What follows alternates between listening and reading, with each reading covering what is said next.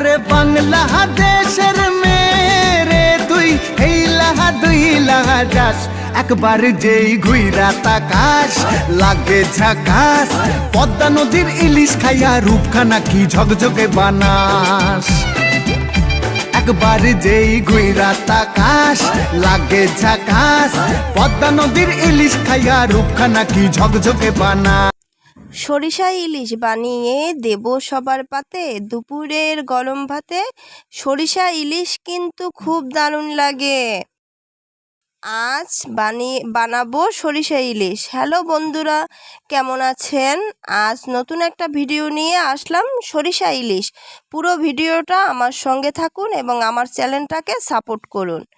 এই যে সরিষা সুন্দর করে শিলনোড়ায় বেটে নিয়েছি মিহি করে। এখন পাত্রে সরিষার তেল, সরিষা বাটা, লবণ, শুকনো মরিচ সাথে কাঁচা লঙ্কা দিয়ে পেস্টটা সুন্দর করে মেখে নেব।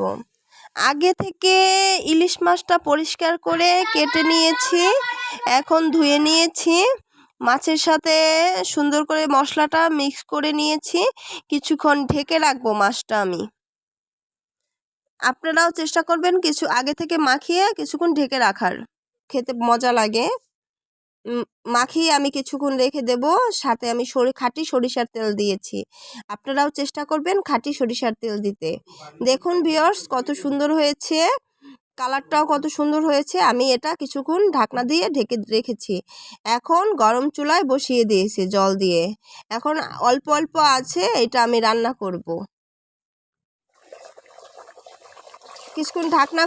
কিছুক্ষণ ঢেকে দিয়েছি, এখন ঢাকনা খুলে নিয়েছি। দেখুন কত সুন্দর, একটা সুন্দর ঘ্রাণ আসতেছে। এটা কিন্তু পদ্মার ইলিশ।